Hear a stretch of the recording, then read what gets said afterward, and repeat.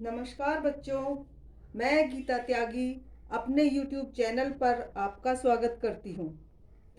मैं विशेषकर सीटेट के लिए तैयारी करवा रही हूँ।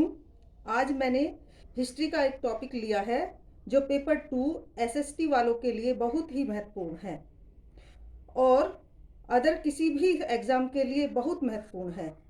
हम ज़्यादा डीपली या वाइडली नहीं जाएंगे क्योंकि मैंने खुद रियलाइज़ किया है कि हिस्ट्री के टॉपिक जो कि हमें विभिन्न चैनलों पर मिलते हैं वे या तो यूपीएससी के लेवल के हैं या फिर 2-4 वन लाइनर क्वेश्चन करा के ख़त्म कर देते हैं। आज पहले हम इस टॉपिक को समझेंगे और उसके बाद जो मोस्ट इम्पोर्टेंट क्वेश्चन हैं उनको मैं बताऊंगी आपको। तो सबसे पहले हड़प्पा सभ्यता या सिंधु घाटी सभ्यता या सिंधु सभ्यता, ये इसके नाम हैं। तो ये नाम कैसे कैसे हुए, देखिए सबसे पहले जब मैं इसको थोड़ा सा कहानी के रूप में बता देती हूँ शुरू में कि जब हमारे देश में रेलवे लाइन बिछाई जा रही थी, 1826 की बात है। तो कराची से लाहौर तक रेलवे लाइन बिछाई जा रही थी। तो उस समय जब खुदाई हुई तो वहाँ से कुछ ईंटें निकली, कुछ फुटे नीचे से कुछ निकले। तो उन ईंटों को जो है रेलवे लाइन में लगा यूज कर लिया गया, लेकिन इस बात पर कोई ध्यान नहीं दिया गया कि नीचे कोई सभ्यता है। हाँ, तो अब फिर बात आती है 1921 में इस सभ्यता का पता कैसे चला। तो सबसे पहले जो मैं एक बात बताऊंगी, जॉन मार्शल थे जो पुरातत्व विभाग के अध्यक्ष थे, उस समय हेड थे। आप ये पॉइंट याद कर लेना, लिख लो, नोट्स बना लो। जॉन मार्शल जो पुरातत्व विभाग के अध्यक्ष थे, उनके नेतृत्व में हड़प्पा नामक स्थान की सबसे पहले खुदाई हुई और हड़प्पा की खुदाई करवाई थी दयाराम साहनी। मैंने कहीं लिखा है इसमें, चलो हाँ, तो दयाराम साहनी नामक व्यक्ति ने हड़प्पा नामक स्थान की सबसे पहले खुदाई कराई थी। सबसे पहले हड़प्पा नामक स्थल की खोज हुई थी। तो इसलिए क्योंकि सबसे पहले क्योंकि सिंधु घाटी के आसपास जो है ये पाया गया, ये सभ्यता पाई गई, तो सबसे पहले सिंधु घाटी इसका नामकरण हुआ। फिर सिंधु सभ्यता इसको बोलने लगे, लेकिन ये प्रॉपर पूरा मतलब कवर नहीं कर रहा था। तो फिर जो क्योंकि ये और नदियों के पास भी ज़्यादा पाई गई, सिंधु घाटी के सिंधु नदी के पास तो पाई गई, और भी नदियों के आसपास जो है फैली हुई थी ये सभ्यता। और अगर इस पे क्वेश्चन आता है कि सबसे ज़्यादा कौन सी नदी के है, ये सरस्वती नदी के किनारे सबसे ज़्यादा इसका फैलाव पाया गया है। तो यानी कि ये नाम प्रॉपर नहीं हो रहे थे। तो फिर जहाँ जिस स्थान पर सबसे पहले खुदाई हुई, यानी कि हड़प्पा पर सबसे पहले खुदाई हुई, इसलिए इस सभ्यता का नाम हड़प्पा सभ्यता भी रखा। आप याद रख लेना, ये तीनों एक ही चीज के नाम है, हड़प्पा सभ्यता या सिंधु घाटी सभ्यता या सिंधु सभ्यता। अब इसका काल क्या है, अब विभिन्न विद्वानों ने इसके काल को विभिन्न विभिन्न तरह से बताया है, लेकिन मैंने इतना सारा कुछ नहीं लिखा है। मैंने सीटेट के लेवल से मैं आपको ये करा रही हूँ आज, ठीक है। वैसे मैं आगे कराऊंगी, और भी एग्जाम के लिए बहुत महत्वपूर्ण टॉपिक है। कोई भी अदर कॉम्पिटिटिव एग्जाम हो उसके लिए ये बहुत ही महत्वपूर्ण टॉपिक है। तो सबसे पहले हम कंटेंट को अच्छे से समझेंगे, क्योंकि हमें केवल याद ही नहीं करना है, हमें ऐसा करना है कि हमारे माइंड में वो सेट हो जाए, वो बैठ जाए बिल्कुल। तो इसका काल जो सर्वमान्य काल है वो 2550 ईसा पूर्व से 1900 या 1800 भी आता है, कहीं कहीं ये 2500 से 1800 भी आता है। इसमें कंफ्यूज मत होना, बहुत सारे हैं ये। मैंने तो जो कॉमन मतलब एक तरह से जो मान लिए गए हैं वो बताया, या फिर एक कार्बन डेटिंग जो है पद्धति के द्वारा जो इसका समय निकाला गया है इस सभ्यता का, तो वो 2800-2900 ईसा पूर्व से 2000 ईसा पूर्व तक ये कार्बन वाला आप याद कर लेना। कार्बन 14 एक पद्धति है जिससे जो है जीवाश्म या दूसरी चीजों के जो चीजें मिली हैं वहां पर, जैसे शवाधान मिले हैं, उनकी अस्थियां मिली हैं, उनसे जो है ये निकाली जाती है। तो उनसे ये समय निकला है इसकी सभ्यता का। तो आप इन चीजों को जो जो मैंने लिखे हैं ये इंपॉर्टेंट है हर चीज से, सीटेट के लिए भी और भी एग्जाम के लिए, ये जरूर आप लिख लेना। तो ये तो हो गया इसका समय। अब मैं इसके थोड़ा सा विस्तार के बारे में बताती हूँ कि ये फैली कहाँ से कहाँ तक है। तो इसका फैलाव है, 3 देशों में इसका फैलाव मिला है, अफगानिस्तान, पाकिस्तान और भारत, ठीक है। और इसके लगभग 1500 के आसपास जो है अब तक स्थल खोज लिए गए हैं, जिसमें सबसे ज्यादा भारत में है, 1000 के आसपास, 950 से ज्यादा है, लगभग 1000 ही है भारत में है। और लगभग 500 जो है वो पाकिस्तान में है, और अफगानिस्तान में सिर्फ 2 हैं। वो 2 मैंने नीचे कहीं लिख दिए हैं, उनको आप याद कर लेना। अफगानिस्तान में ये 2 हैं, सुर्तगोई और मुंडी काक, ये अफगानिस्तान में 2 ही है। और पाकिस्तान और हिंदुस्तान मतलब भारत में जो है, भारत में लगभग 1000 है और पाकिस्तान में लगभग 500 है। तो ये हमारे हैं। अब इसका फैलाव मैं बताती हूँ, क्योंकि फैलाव के ऊपर बहुत सारे क्वेश्चन आ जाते हैं, बहुत ज़्यादा क्वेश्चन आते हैं, सीटीएट में भी आ सकते हैं, किसी भी टीचिंग एग्जाम में भी आते हैं फैलाव के ऊपर, कि उत्तर से दक्षिण और पूरब से पश्चिम इसका फैलाव कहाँ से है। तो सब उत्तर में सबसे जो उत्तर में जो सबसे स्थल मिला है वो है जम्मू कश्मीर में मांडा। आप इसको अगर समझ में ना आ रहा हो आप लिख लीजिए, मैं बोल रही हूँ आपको। तो जम्मू कश्मीर में एक स्थान है मांडा, जो चिनाब नदी के किनारे है, सबसे उत्तर में ये स्थान है। और दक्षिण में है महाराष्ट्र में दायमाबाद। दक्षिण में महाराष्ट्र में दायमाबाद, दक्षिण का जो सबसे आखिरी छोर है वो दायमाबाद है, और उत्तर का मांडा है। और इसी तरह से अगर पूर्व में जाएं हम, तो यूपी में है आलमगीरपुर मेरठ के पास, हिंडन नदी के किनारे। ठीक है। और ये दायमाबाद कहाँ है, ये गोदावरी नदी की एक सहायक नदी है, नर्मदा, उसके मुहाने पर है दायमाबाद, महाराष्ट्र में। तो समझिए आप। और इधर फिर हम अगर पश्चिम में जाते हैं, तो बलूचिस्तान में सुतकांगेडोर एक स्थान है, जो मकरान समुद्र तट के किनारे है। यहाँ पर इसका पश्चिम में इसका आखिरी छोर यहाँ पर है। तो ये चारों नाम आपको बहुत अच्छे से याद रखने हैं। फिर से सुन लीजिए। उत्तर में है जम्मू कश्मीर में मांडा, चिनाब नदी के किनारे। मांडा, कई बार ये नदियों के नाम भी पूछे जाते हैं। तो मांडा कहाँ पर है, चिनाब नदी के किनारे। दक्षिण में है महाराष्ट्र में दायमाबाद, जो कि गोदावरी नदी के किनारे या नर्मदा, दोनों आप याद रख लेना। गोदावरी की सहायक नदी है नर्मदा, उसके मुहाने पर है, गोदावरी नदी के किनारे। ठीक है। पूर्व में आलमगीरपुर, जो कि यूपी में पड़ता है, मेरठ के पास, और ये हिंडन नदी के किनारे है।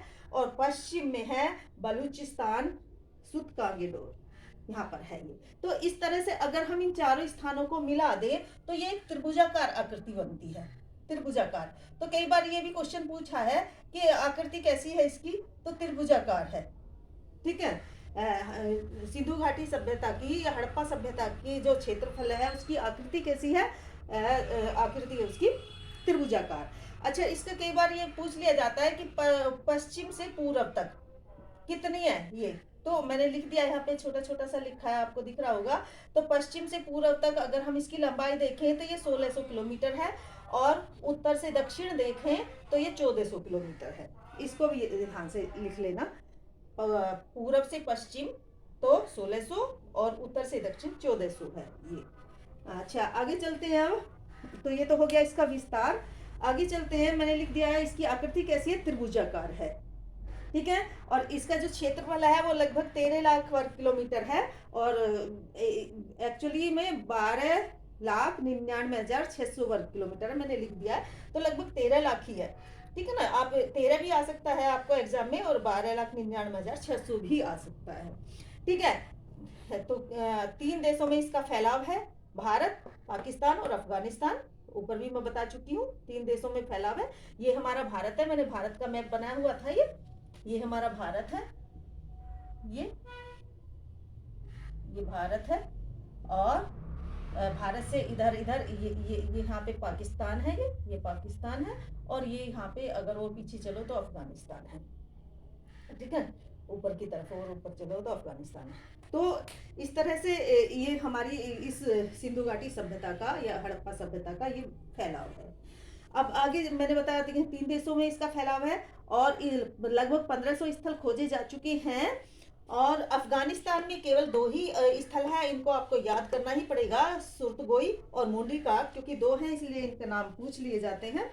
और नाम तो औरों के भी पूछे जाते हैं अगर हम आगे पढ़ेंगे तो, क्योंकि बहुत बड़ा टॉपिक है, एक ही वीडियो में कंप्लीट तो नहीं हो सकता है। तो फिर आगे चलते हैं। तो इस जो सभ्यता के 6 शहर हैं, 6 स्थल हैं, उनको शहर की या नगर की संज्ञा दी गई है। ये इंपॉर्टेंट है। इस जो सभ्यता के 6 स्थल हैं उन्हें नगर की संज्ञा दी गई है। वो 6 स्थल कौन से हैं, मैंने नाम लिख दिया, आपको दिख रहे होंगे। तो हड़प्पा, मोहनजोदड़ो, चनहुदड़ो, लोथल, कालीबंगा और वनवाली, ये 6 ऐसे शहर थे जिनको नगर की संज्ञा दी गई है। ऐसे स्थल थे जिन्हें नगर की संज्ञा दी गई है। अच्छा, यहाँ पे मैंने थोड़ा सा ये लिखा, प्राग ऐतिहासिक और आद्य ऐतिहासिक और इतिहास, ये क्या होता है बेटा? प्राग ऐतिहासिक उस काल को कहते हैं जब जो है लगभग आदि मानव के काल को कहते हैं, जहाँ का हमें कोई लिखित अभिलेख या साक्ष्य नहीं मिला है। मतलब लिखा ही नहीं गया था उस समय, इतनी नॉलेज ही नहीं थी। ठीक है, लोग जो है बनमानस की तरह से रहते थे। प्रागैतिहासिक काल में कोई लिखित अभिलेख यहाँ नहीं मिला है, या ठीक है, तो वो ऐतिहासिक काल है जहाँ जिसका हमें कोई लिखित अभिलेख नहीं मिला है, उसे हम प्रागैतिहासिक काल बोलते हैं। ठीक है, अब आद्य इतिहास मैंने लिखा है, आद्य ऐतिहासिक काल वो है जहाँ का हमें कोई लिपि या लिखित मिला तो है, लेकिन वो अभी पढ़ा नहीं जा चुका है। जैसे सिंधु घाटी सभ्यता में से मिला तो है, चित्रलिपि मिली थी, वहां पर मोहर मिली है, मोहरों पे कुछ लिखा हुआ है चित्रों के रूप में। ठीक है, पिक्टोग्राफी, तो वो अभी तक पढ़ी नहीं जा चुकी है, क्योंकि कहीं भी मतलब जो कोई भी लेख है वो द्विभाषी नहीं मिला है, तो इसलिए अभी तक ये पढ़ी नहीं जा चुकी है। इतिहास किसे कहते हैं? इतिहास उसको कहते हैं जिसका कोई लिखित साक्ष्य होता है, लिखित अभिलेख होता है, वो होता है इतिहास।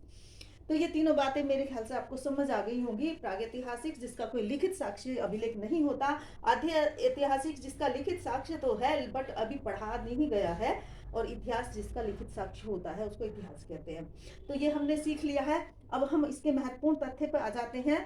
तो एक तो महत्वपूर्ण तथ्य यही है कि मैंने जो अभी जॉन मार्शल आपको बताया था, ये कौन थे? पुरातत्व विभाग के हेड थे, अध्यक्ष थे, जिनके नेतृत्व में खुदाई हुई विभिन्न स्थलों की। सबसे पहले हड़प्पा की खुदाई हुई, और हड़प्पा की खुदाई करवाने वाले थे राखाल दास दयाराम साहनी, हड़प्पा की खुदाई करवाने वाले थे। और हड़प्पा हमारा कहाँ पर है? हड़प्पा हमारा रावी नदी के किनारे है, पंजाब प्रदेश में है। पंजाब देखिए, पंजाब जो है, जब हमारा देश का बंटवारा हुआ तो आधा पंजाब पाकिस्तान में चला गया, आधा पंजाब भारत में रह गया। तो जो पश्चिमी पंजाब था वो पाकिस्तान में चला गया, पूर्वी पंजाब भारत में रह गया। तो वहां पर भी पंजाब है, पाकिस्तान में भी एक पंजाब है, स्टेट, राज्य। तो ये पाकिस्तान के पंजाब में पड़ता है हड़प्पा, पाकिस्तान का स्थल है अब इस समय।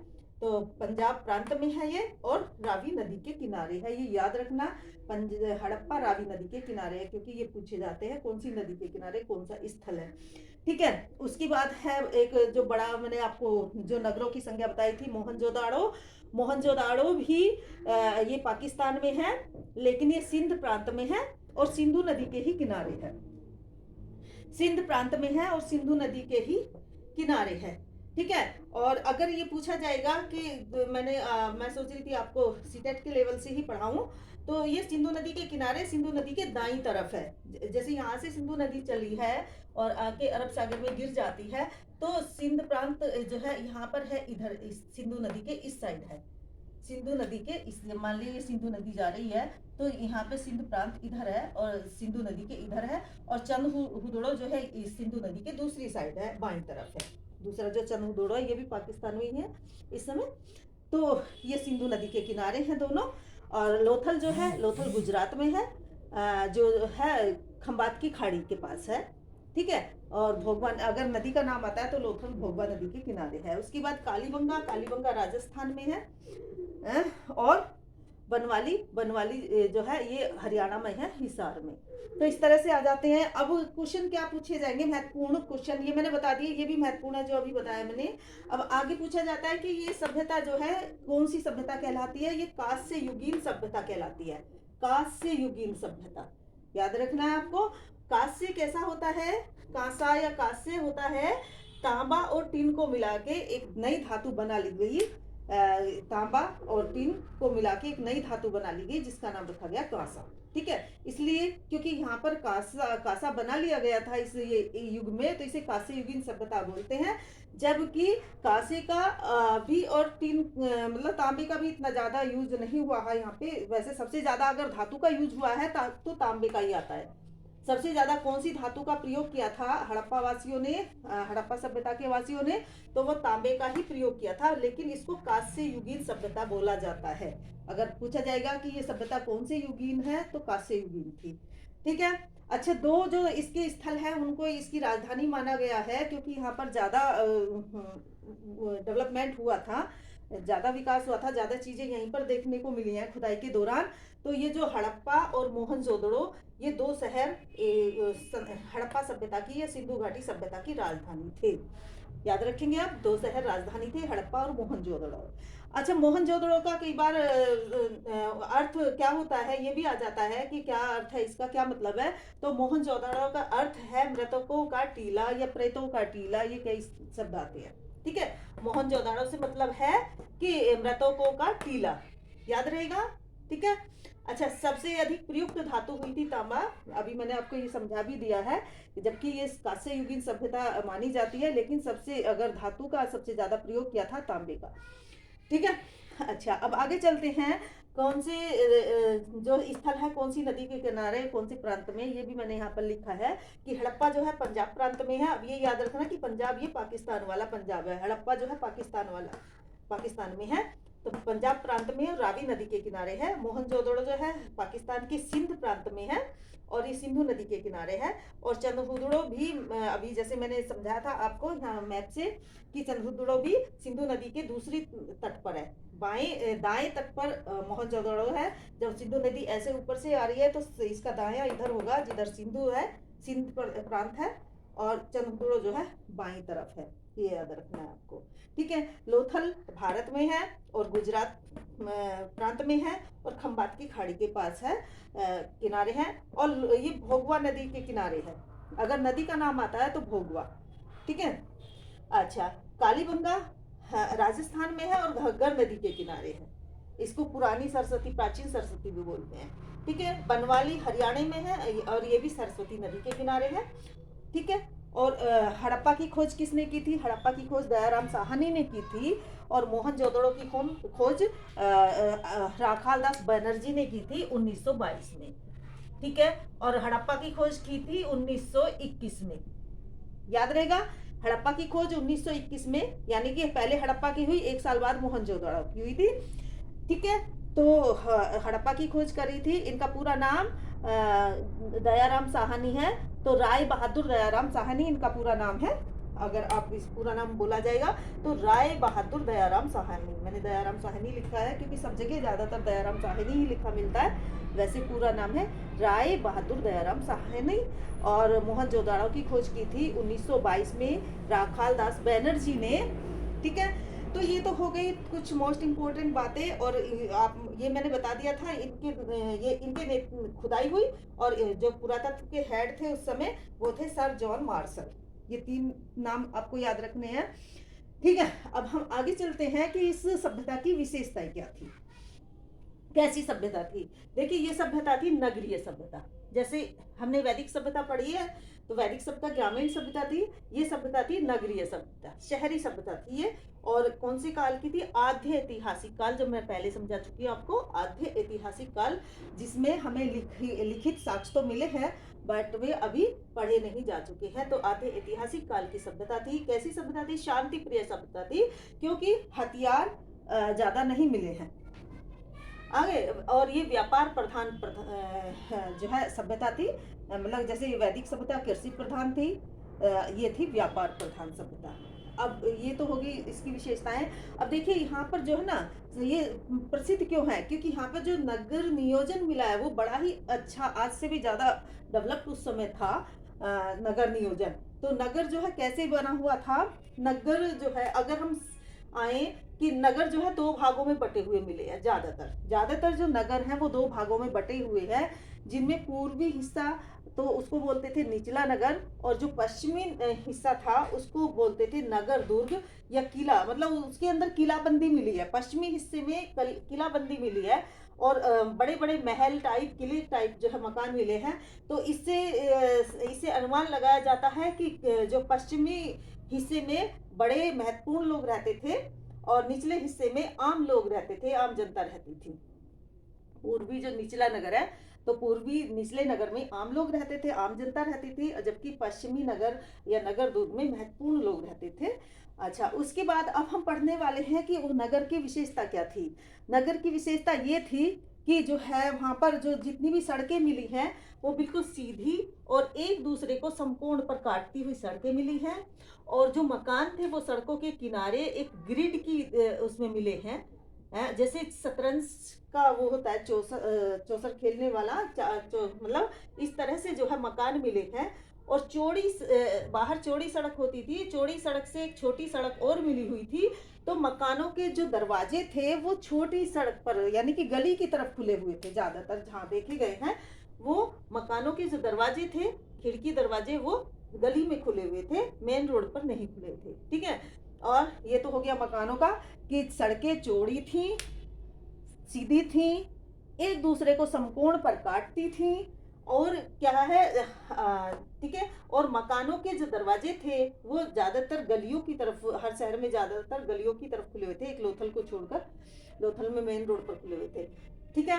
उसके बाद जो नाली की व्यवस्था थी वो बड़ी अच्छी थी। घर से सभी घरों में जो है नाली घर से बाहर जा रही थी, पक्की नालियाँ थी। और वो बाहर जाके मेन जो रोड थी उसकी मेन नाली में नाले में मिल जाती थी।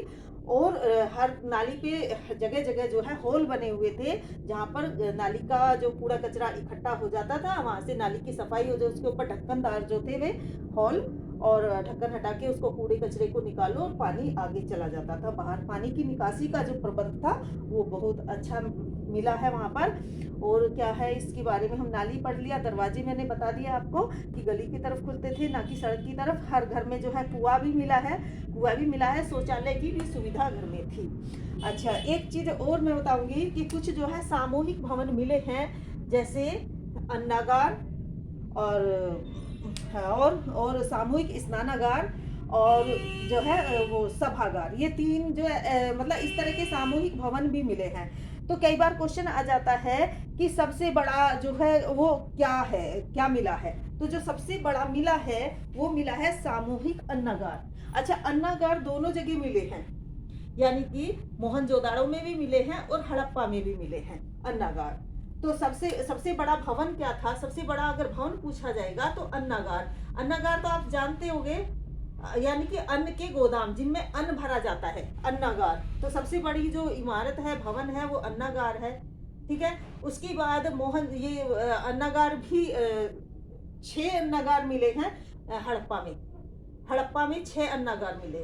इतना डीपली आपसे नहीं पूछा जाएगा, लेकिन सबसे बड़ा जो अन्नागार मिला है वो मिला है मोहनजोदाड़ो में। सबसे बड़ा जो मिला है ये पूछा जाता है, सबसे बड़ा मोहनजोदाड़ो में मिला है। अच्छा, मोहनजोदाड़ो में जो है सबसे बड़ा एक स्नानागार भी मिला है। स्नानागार यानी कि एक तालाब, जहाँ पर किसी ओकेजन पर जो है लोग बाग इकट्ठे आके स्नान करते होंगे कोई त्योहार पे या पर्व पे। ठीक है। तो एक बड़ा स्नानागार भी मिला है, वो मिला है मोहनजोदड़ो में। याद रखोगे, मोहनजोदड़ो में सबसे बड़ा स्नानागार मिला है। ठीक है। एक तालाब मिला है जिसमें अंदर जाने के लिए सीढ़ियां होती थी। ठीक है। अंदर जाने के लिए दोनों साइड सीढ़ियां होती थी, ऐसा बड़ा तालाब मिला है। उसके किनारे पर छोटे छोटे कमरे होते थे, शायद वो कपड़े वपड़े चेंज करने के लिए, बदलने के लिए होते होंगे। तो ये सबसे बड़ा जो स्नानागार मिला है वो मोहनजोदड़ो में मिला है। सबसे बड़ा अन्नागार भी मोहनजोदड़ो में ही मिला है, जबकि अन्नागार जो है हड़प्पा में भी मिले हैं। ठीक है। अच्छा, इससे पता क्या चलता है कि उस समय वहां पर उनकी कृषि भी बहुत सरप्लस होती थी, अनाज बहुत सरप्लस होता था कि जो उनसे बच जाता था वो अन्नागार में वो रखते थे उन्हें। ठीक है। तो ये हो गया हमारा भवन के नगर के व्यवस्था के बारे में, घर सड़कों के बारे में। पक्के मकान मिले हैं, ये भी आपको ध्यान रखना है कि घर कैसे थे, पक्के थे। ठीक है। दोनों तरह की ईंटों का प्रयोग हुआ है, पक्की और कच्ची दोनों तरह की ईंटों का प्रयोग हुआ है, पक्की और कच्ची दोनों तरह की ईंटों का प्रयोग मिला है। अच्छा, जो सड़कें मैंने अभी बताई थी, सड़कें एक दूसरे को समकोण पर काटती थी, चौड़ी चौड़ी सड़कें होती थी। तो जो सड़कें होती थी वो कच्ची ईंटों से बनी हुई हैं, ये ध्यान रखना आपको। सड़कें कच्ची ईंटों से बनी थी, जबकि नालियां जो है पक्की ईंटों की बनी थी। ठीक है। मकान भी पक्की ईंटों के बने थे। ठीक है। आपको ये याद रखना है कि सड़कें जो है कच्ची ईंटों की बनी थी, नालियां पक्की ईंटों की बनी थी, मकान पक्की ईंटों के बने हुए थे। और हाँ, और एक जो ईंटों की एक प्रॉपर नाप में मिली है ईंट, 4:2:1 के अनुपात में जो है ईंटें मिली हैं। सभी ईंटें जो है इस अनुपात में मिली हैं। 4:2:1 के अनुपात में ईंटें मिली हैं। अब हम आ जाते हैं, हो गया ये। एक बड़ा सा सभागार भी मिला है शायद, जहाँ पर लोग आपस में बैठकर सभा करते होंगे। ठीक है, अब आ जाते हैं हम उनकी लिपि कैसी है। देखिए, मैंने अभी पहले ही जिक्र कर दिया था कि सिंधु सभ्यता में, हड़प्पा सभ्यता में मोहरें मिली हैं और उनके ऊपर चित्रलिपि में कुछ लिखा हुआ है। चित्रलिपि आप जानते हो कि वहाँ पे जो है कोई अक्षर नहीं है, वो कोई साइन, मतलब चित्र ही एक साइन है, चित्रात्मक। ठीक है, आपको याद रखना लिपि कैसी मिली है, चित्रात्मक। अच्छा, ये लिपि जो है दाएं से बाएं लिखी जाती थी या बाएं से दाएं, ऐसा भी कई बार आता है। तो ये दाएं से बाएं भी लिखी जाती है और बाएं से दाएं भी लिखी जाती थी। ठीक है, दाएं से बाएं भी है और बाएं से दाएं भी है। जैसे एक लाइन दाएं से बाएं है और फिर बाएं से दाएं, इस तरह से ये लिपि है।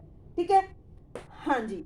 अच्छा, अब आते हैं इनकी जो है शवाधान की कैसे करते थे। तो शवाधान यानी कि मरने के बाद जो अंतिम संस्कार करते हैं वो कैसे करते थे ये लोग। तो 3 तरह से करते थे ये, 3 तरह से करते थे। एक तो ये पूर्ण समाधि यानी कि पूरा दबा देना कब्र में, और आंशिक समाधि यानी कि आधा दबाते थे आधा छोड़ देते थे ऊपर। ठीक है, तो 2 तरह से तो ये समाधि देते थे, दफन करते थे 2 तरह से, एक तो पूरी समाधि और एक आंशिक समाधि। और दाह संस्कार के भी वो मिले हैं, यानी कि ये शवों को जलाते भी थे। तो एक बार जो है एक वो आता है, ये भी क्वेश्चन आ जाता है आपको, R37 ये क्या है, R37 क्या है। तो अगर ये क्वेश्चन आ जाए कि R37 क्या है, तो ये एक कब्रिस्तान है, ये एक कब्रिस्तान है, और ये कहाँ पर पाया गया, ये हड़प्पा में पाया गया है। R37 क्या है, कब्रिस्तान है जो कि हड़प्पा में पाया गया है। ठीक है, अच्छा, अब कहाँ कहाँ कौन कौन सी चीजें मिली हैं, ये मैं अगली वीडियो में करा दूंगी। ठीक है, आज इतना ही। अगर आपको अच्छा लगता है तो जरूर लाइक करें और शेयर भी करें और कमेंट भी करें। आप मुझे कमेंट करें, मैं देखूंगी कमेंट, और मैं जो है आगे भी आपको अच्छी सी अच्छी वीडियो लाऊंगी। ठीक है, बाय।